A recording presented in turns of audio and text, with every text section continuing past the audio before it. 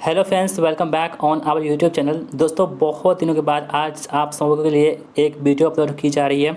दोस्तों, ये वीडियो होगा हमारे आवेश एवं विद्युत स्थितिकी जो इलेक्ट्रिशियन ट्रेड है हमारा BSPS यानी कि Bihar state power transmission company limited का, उसका ये चैप्टर होगा आवेश एवं स्थिर वैद्युतिकी।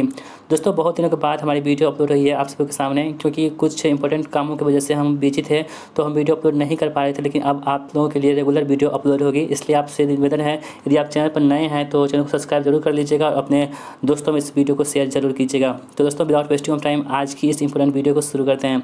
देखिए दोस्तों, आज का जो पहला प्रश्न आपके स्क्रीन पर कह रहा है कि द्रव में स्थित विद्युत स्थैतिक आवेश क्या होता है। देखिए दोस्तों, इसका जो आंसर होगा ऑप्शन नंबर बी, यानी कि द्रव के ऊपरी पृष्ठ पर होती है। दोस्तों, द्रव में जो उत्पन्न स्थैतिक आवेश होता है ना, वो क्या होती है, द्रव के ऊपरी पृष्ठ पर होती है। इस बात को आप नोट करेंगे, ठीक है दोस्तों। जैसे पिछले वीडियो में है, हमने आपको 15 प्रश्नों को बता दिया था। यदि आप इस वीडियो को नहीं देखे हैं तो उसका लिंक हमने इसी वीडियो के डिस्क्रिप्शन बॉक्स में दे रखी है, आप वहाँ से जाकर के उस वीडियो को देख लीजिएगा। तो यहाँ पे कह रहा है प्रश्न कि द्रव में उत्पन्न स्थित आवेश जो होता है वो कहाँ पर रहता है, तो द्रव के ऊपरी पृष्ठ पर रहता है। इस बात को आप याद रखिएगा, बहुत इंपॉर्टेंट प्रश्न है। तो ऑप्शन में क्या होगा, बी हमारे प्रश्न का राइट आंसर होगा। दोस्तों, आप देख सकते हैं यह प्रश्न जो है 29 अगस्त को पूछा जा चुका है, कहाँ पे, TH में। नेक्स्ट क्वेश्चन देखते हैं हम लोग दोस्तों। प्रेरण द्वारा आवेशन में आवेशित निकाय क्या होती है। दोस्तों, जो प्रेरण होती है ना, उसमें जो आवेशित निकाय होती है वो क्या होती है। आपके पास 4 ऑप्शन दे रखा है। कह रहा है कि आवेशित निकाय के आवेश के कण खो जाते हैं, दूसरा है कि इसका पूरा आवेश खो जाता है, तीसरा आपके पास ऑप्शन है कि इसका कोई आवेश नहीं होता है, और चौथा कौन सा हो गया, अपना आंशिक आवेश प्राप्त करता है और ठंडा हो जाता है। दोस्तों, आपको बता दें, जो प्रेरण द्वारा आवेशन में आवेशित निकाय जो होती है वो उसका जो है कोई आवेश नहीं खोता है, ठीक है। इसका आवेश क्या होता है, नहीं खोता है। जैसा कि पहले जैसे रहता है उसी तरह से इसमें भी रहता है, इसमें कोई परिवर्तन नहीं होता है। इस बात को आप नोट कर लेंगे, ठीक है दोस्तों। होता क्या है कि प्रेरण जो आवेशन होता है ना, इसमें यह प्रक्रिया जिसके अंतर्गत एक आवेशित वस्तु द्वारा अनावेशित वस्तु पर स्पर्श के बिना ही विपरीत प्रकृति का आवेश उत्पन्न कर दिया जाता है। तो इस प्रकार हमारे ऑप्शन नंबर किया होगा, सी राइट आंसर हो जाएगा। अगला क्वेश्चन देखते हैं हम लोग दोस्तों। कह रहा है कि अगर +2Q और -5Q चार्ज वाले दो चार्ज किए गए पिंडों को संपर्क में लाया जाता है तो कुल चार्ज क्या होगा। दोस्तों, कुल चार्ज के बारे में बात कर रही है, किसमें, तो +2Q और -5Q में। तो दोस्तों, आप जानते होंगे कुल चार्ज निकालने क्या करते हैं हम लोग, जो आवेश होती है ना वो क्या होती है, एक दूसरे का योज्य राशि होती है, यानी कि जोड़ राशि होती है। तो इसका जो तुल्य आवेश निकालेंगे वो हमेशा सदैव संरक्षित भी रहता है। इस बात को आप याद रखिएगा। और इसका जब हम कुल चार्ज निकाल लेंगे तो देखिए +2Q है ना, यहाँ पे +2Q और इसमें क्या करेंगे, जोड़ेंगे किसको, -5Q को। जब जोड़ेंगे यहाँ पे दोस्तों तो देखिए +2Q और प्लस माइनस क्या होगा, माइनस, यानी कि +2Q माइनस क्या होगा, 5Q। तो क्या हो जाएगा आंसर हमारे पास, -3Q, जो ऑप्शन नंबर क्या है, डी में दे रखा है। तो इसका जो कुल चार्ज हो जाएगा -3Q हो जाएगा, ठीक है। ऑप्शन नंबर डी इस प्रश्न का राइट आंसर होगा। दोस्तों, यदि आप इस वीडियो की PDF प्राप्त करना चाहते हैं तो आपको क्या करना, सिंपली हमारे टेलीग्राम ग्रुप में जुड़ना होगा। टेलीग्राम जो चैनल है हमारा, उसका लिंक हमने इसी वीडियो के डिस्क्रिप्शन बॉक्स में दे रखी है, आप वहां पे क्लिक करके टेलीग्राम चैनल को ज्वाइन कर लीजिएगा। वहां पे हम सारी वीडियो जो PDF जो होती है वहाँ पे अपलोड होती है, ठीक है। तो देखिए दोस्तों, यहाँ पे आपके सामने क्वेश्चन है, 19वां प्रश्न कह रहा है कि बल की विद्युत रेखा सदैव डैश पर आरंभ होती है। तो दोस्तों, जो बल की विद्युत रेखा होती है ना वो सदैव किस पर आरंभ होती है, आपसे प्रश्न पूछा जा रहा है। तो आपके पास इसके रिगार्डिंग 4 ऑप्शन दे रखे हैं। पहला आपके पास ऑप्शन है कि धनावेश और समान आवेश पर समाप्त होती है। दूसरा कौन सा हो गया, धनावेश और अनंत तक होती है। तीसरा के पास है कि धनावेश तथा ऋण आवेश अन्य आवेश तक जाती है। चौथा है कि धनावेश तथा ऋण आवेश पर समाप्त होती है। चौथा और पांचवा कौन सा हो गया, ऋण आवेश तथा अनंत तक जाती है। तो दोस्तों, विद्युत रेखा जो होती है ना, विद्युत रेखा सदैव जो होती है निगेटिव से अनंत तक जाती है, ठीक है। तो ऑप्शन नंबर क्या होगा, ई इस प्रश्न का राइट आंसर होगा। दोस्तों, एक बात और ध्यान रखिएगा कि जब भी आपको विद्युत धारा के बारे में पूछा जाएगा ना, कि विद्युत धारा की जो दिशा होती है वो क्या होती है, तो आप वहाँ पे बताइएगा कि विद्युत धारा की जो दिशा होती है वो पॉजिटिव से नेगेटिव की ओर होती है, ठीक है। क्या होती है, पॉजिटिव से नेगेटिव की ओर होती है, किसमें, विद्युत धारा में, ठीक है। और लेकिन जब इलेक्ट्रॉन की बात कही जाएगी कि इलेक्ट्रॉन का जो प्रवाह होता है वो कैसे होता है, तो वो नेगेटिव से पॉजिटिव की होती है, ठीक है। किसमें, इलेक्ट्रॉन का जो प्रवाह होता है वो नेगेटिव से पॉजिटिव की ओर होती है। इस बात को आप नोट करेंगे। उसके अलावा जो विद्युत धारा होती है उसका जो प्रवाह होता है वो पॉजिटिव से नेगेटिव की ओर होती है। जो दोस्तों धारा होती है, धारा का प्रवाह क्या होती है, पॉजिटिव से नेगेटिव की ओर होती है। लेकिन इलेक्ट्रॉन का जो प्रवाह होता है वो क्या होता है, नेगेटिव से पॉजिटिव की ओर होता है। तो इस बात को भी आप नोट करेंगे, क्योंकि एग्जाम में आपसे ये प्रश्न पूछे जाते हैं, ठीक है। आई होप दोस्तों इस प्रश्न को आप समझ गए होंगे। बढ़ते हैं हम अगले प्रश्न की ओर। अगला प्रश्न हमारे आपके स्क्रीन पर है, कह रहा है कि निम्न में से किसमें इलेक्ट्रॉन की अधिकता होती है। दोस्तों, इलेक्ट्रॉन जो होती है सबसे अधिक कहाँ पर होती है, ये प्रश्न आपको DMRC इलेक्ट्रीशियन 20 फरवरी 2017 में प्रश्न पूछा जा चुका है, जो आपके सामने में है। कह रहा है कि निम्न में से किस में इलेक्ट्रॉन की अधिकता होती है। आपके पास 4 ऑप्शन दे रखा है, अणु, परमाणु, ऋणात्मक चार्ज बॉडी और धनात्मक चार्ज बॉडी। तो दोस्तों जो इलेक्ट्रॉन की अधिकता होती है ना, वो ऋणात्मक चार्ज बॉडी में होती है, यानी कि इलेक्ट्रॉन जो होता है वो इसमें क्या होता है, निगेटिव चार्ज होता है। इस बात को आप जानते होंगे, मैंने आपको पिछली वीडियो में भी बताया था। इसके अलावा जो प्रोटॉन होता है दोस्तों, उसमें क्या होती है, पॉजिटिव चार्ज होती है। जो हमारा न्यूट्रॉन होता है वो क्या होता है, आवेशहीन होता है, यानी कि उस पर कोई भी आवेश नहीं होता है। इस बात को भी आप नोट करेंगे। तो यहाँ प्रश्न कह रहा था कि इनमें से कौन सा जो है इलेक्ट्रॉन की अधिकता किसमें होती है। तो दोस्तों इलेक्ट्रॉन अधिकता जो होती है वो ऋणात्मक चार्ज बॉडी में होती है, जो ऑप्शन नंबर क्या है, सी में दे रखा है। दोस्तों आप यहाँ पे व्याख्या भी पढ़ सकते हैं कि ऋणात्मक बॉडी जो होती है, ऋणात्मक चार्ज बॉडी में इलेक्ट्रॉन को बहुलता होती है। यही इलेक्ट्रॉन परमाणु के बाह्यतम कक्षा में चक्कर लगाते रहते हैं। यह सबसे कम ऊर्जा में नाभिक से बंधे होते हैं, जिससे उन्हें आसानी से मुक्त किया जा सकता है। इलेक्ट्रॉन बहुलता होने से धारा का चालन जो होती है वो अधिक होती है। ठीक है, अगला क्वेश्चन देखते हैं दोस्तों, स्थैतिक बिजली का उत्पादन किस कारण से होता है। तो दोस्तों जो स्थैतिक बिजली होता है उसका उत्पादन जो होता है किस कारण से होता है। आपके पास 4 ऑप्शन दे रखा है। पहला है प्रकाश, दूसरा कौन सा होगा, चुंबकत्व, तीसरा के पास ऑप्शन है उष्मा और चौथा कौन सा, घर्षण और आवाज़।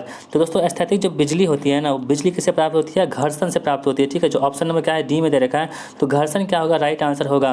दोस्तों स्थैतिक बिजली का उत्पादन घर्षण के कारण होता है। स्थिर वैद्युति का यह प्रभाव 600 ईसा पूर्व में किसने दिया था, यूनान के दार्शनिक थे थेल साहब के द्वारा जो है स्थैतिक बिजली के उत्पादन के बारे में बतलाया गया था। तो ऑप्शन नंबर क्या होगा, डी इस प्रश्न का राइट आंसर होगा। अगला क्वेश्चन देखते हैं, हाथ से हाथ में प्रवाहित होने वाला करंट क्या कहलाता है। दोस्तों जो हाथ से हाथ में प्रवाहित होती है करंट, तो उस करंट को हम लोग क्या कहते हैं। आपके पास 4 ऑप्शन दे रखा है, चरण विभव, दूसरा कौन सा हो गया, स्पर्श विभव, तीसरा के पास है एम्पियरिंग, चौथा कौन सा हो गया, रिसाव विभव और पांचवा कौन सा, इनमें से कोई नहीं।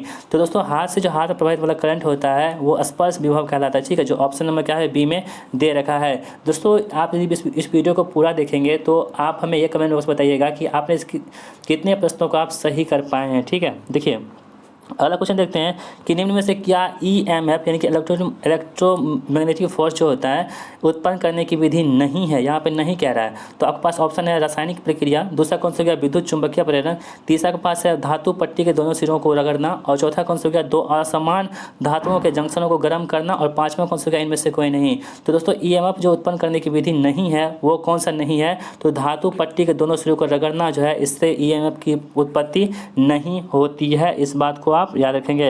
अगला क्वेश्चन देखते हैं हम लोग, धारा प्रवाह के परंपरागत सिद्धांतों के अनुसार धारा प्रवाहित होती है। तो दोस्तों जो धारा के प्रवाह, अभी हम आपको इससे पिछले प्रश्नों में बताए थे कि धारा का प्रवाह जो होता है ना, वो क्या होती है, हमेशा पॉजिटिव से किसकी ओर होती है, निगेटिव की ओर होती है। वहीं इलेक्ट्रॉन की बात करें तो इलेक्ट्रॉन का प्रवाह होता है वो हमेशा निगेटिव से पॉजिटिव की ओर होती है। यहाँ पे प्रश्न वही कह रहा है कि धारा प्रवाह के परंपरागत सिद्धांत के अनुसार धारा प्रवाहित होती है, तो धारा किस ओर प्रवाहित होती है, यह प्रश्न आपसे पूछा जा रहा है। तो आपके पास 4 ऑप्शन दे रखे हैं। पहला आपके पास ऑप्शन है कि यादृच्छिक बिना किसी नियम के, दूसरा कौन सा हो गया, धनाग्र से ऋणाग्र की ओर यानी कि पॉजिटिव से निगेटिव की ओर, और तीसरा के पास है ऋणाग्र से धनाग्र यानी कि निगेटिव से पॉजिटिव की ओर, और किसी भी दिशा में। तो दोस्तों आपको हम बताए थे कि जो धारा है इसकी प्रवाह होती है हमेशा पॉजिटिव से निगेटिव की ओर होती है। तो यहाँ पे देखिए दोस्तों ऑप्शन नंबर बी में धनात्मक से ऋणात्मक की ओर दे रही है। तो ऑप्शन नंबर बी क्या होगा, इस प्रश्न का राइट आंसर होगा, जो आपके ऑप्शन नंबर बी में है। आई होप दोस्तों ये भी प्रश्न आपको बिल्कुल समझ में आ गए होंगे। यदि आप इसका व्याख्या पढ़ना चाहते हैं तो पढ़ सकते हैं।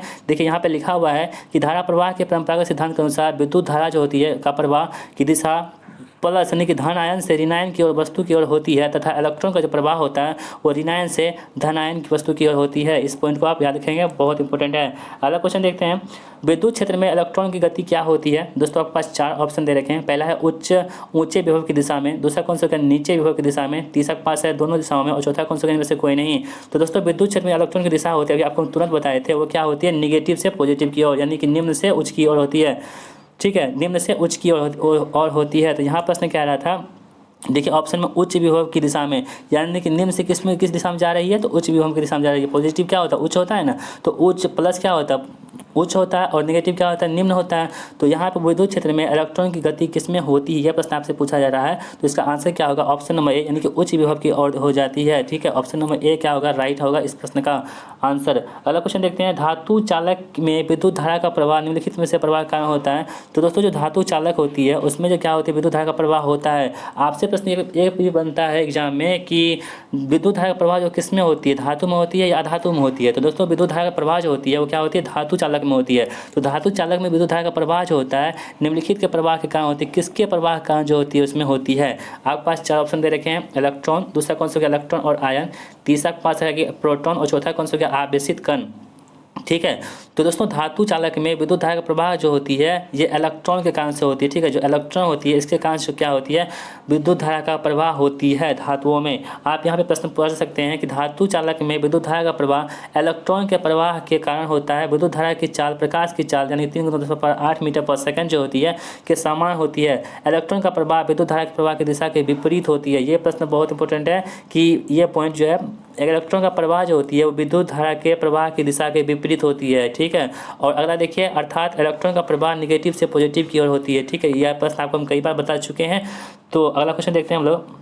कह रहे कि कांच की छड़ को जब सिल्क के कपड़े से रगड़ा जाता है तब किस किस्म की विद्युत पैदा होती है। तो दोस्तों जो कांच की छड़ें होती है ना, जब उसको हम सिल्क के कपड़ों से रगड़ते हैं तो किस प्रकार की विद्युत पैदा होती है आपको बताना है।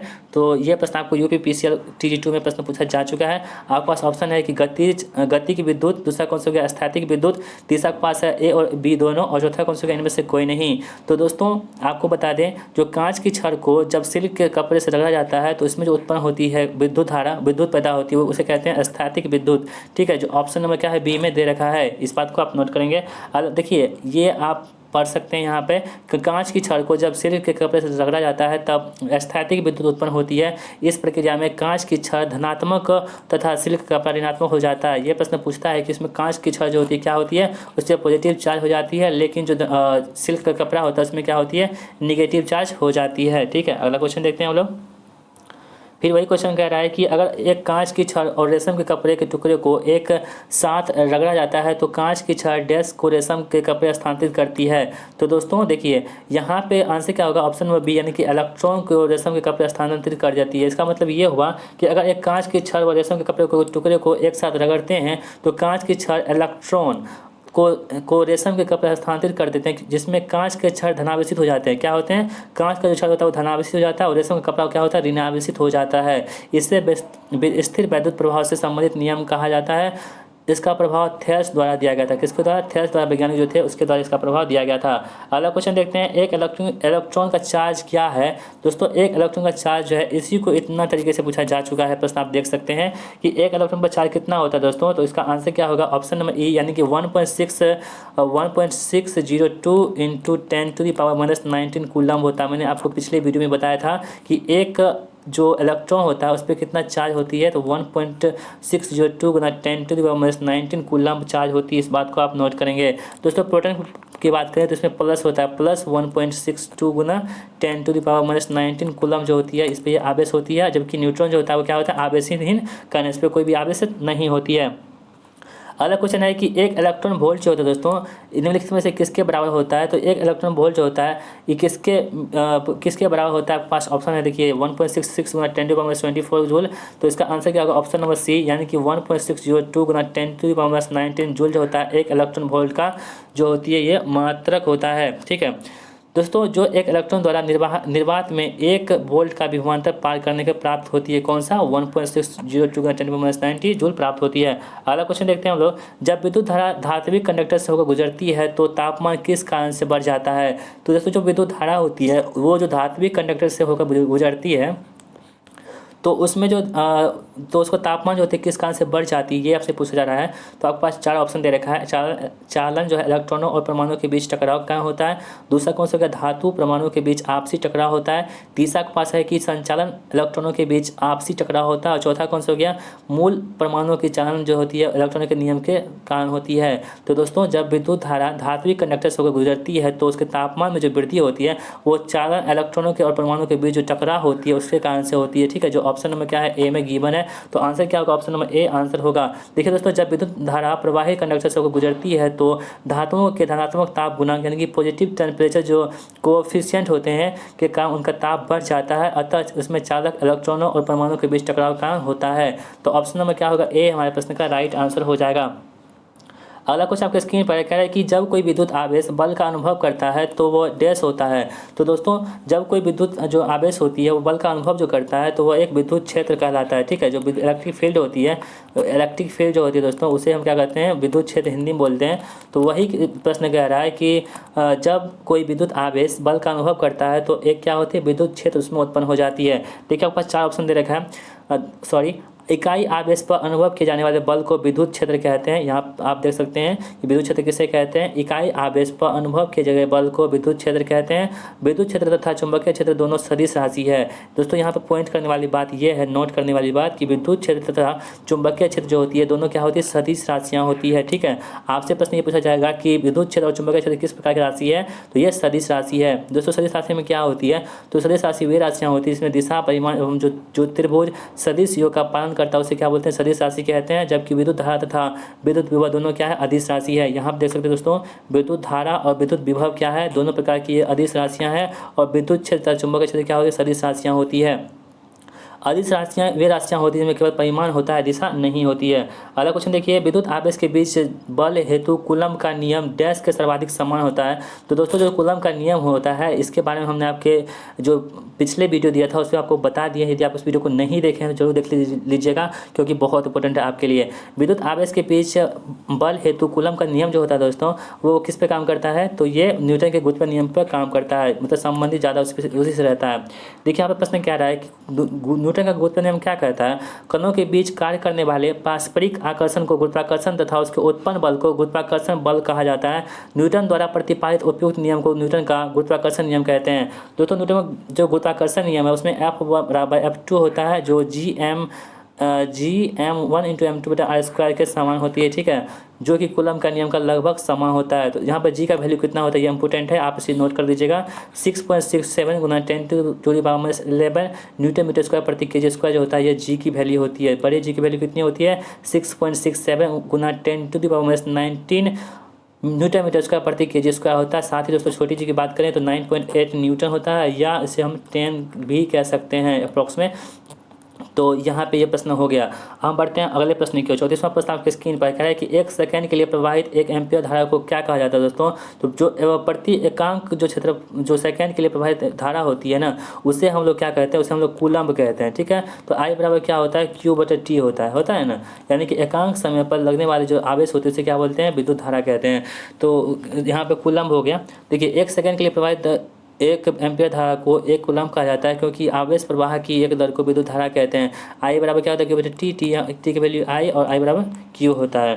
देखिए दोस्तों आज की इस वीडियो का लास्ट प्रश्न हमारा होगा, एक विद्युत चुंबक क्षेत्र किसका विक्षेपण कर सकता है, या निम्नलिखित में से कौन सा विकिरण विद्युत क्षेत्र द्वारा प्रतिस्थापित किया जा सकता है। तो आपके पास 4 ऑप्शन दे रखा है, गामा रेज, दूसरा कौन सा हो गया एक्स रेज, तीसरा अल्फा रेज और चौथा कौन सा न्यूट्रॉन्स। ठीक है, तो दोस्तों इसका आंसर क्या हो जाएगा, ऑप्शन नंबर सी यानी कि अल्फा कण हो जाएगा। यानी कि अल्फा कण जो दोस्तों ये विद्युत क्षेत्र में विच्छेदन कर सकता है। ठीक है, तो आई होप दोस्तों आप इस बात को समझ गए होंगे।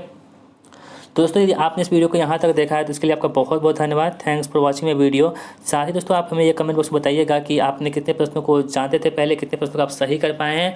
और यदि आप हमारे चैनल पर नए हैं तो चैनल को सब्सक्राइब जरूर कर लीजिएगा क्योंकि हम आपके लिए इस चैनल पर इस तरह की वीडियो डेली अपलोड करते हैं। तो दोस्तों वीडियो देखने के लिए आपका बहुत बहुत धन्यवाद और अपने दोस्तों में जरूर शेयर कीजिएगा इस वीडियो को। जय हिंद, वंदे मातरम।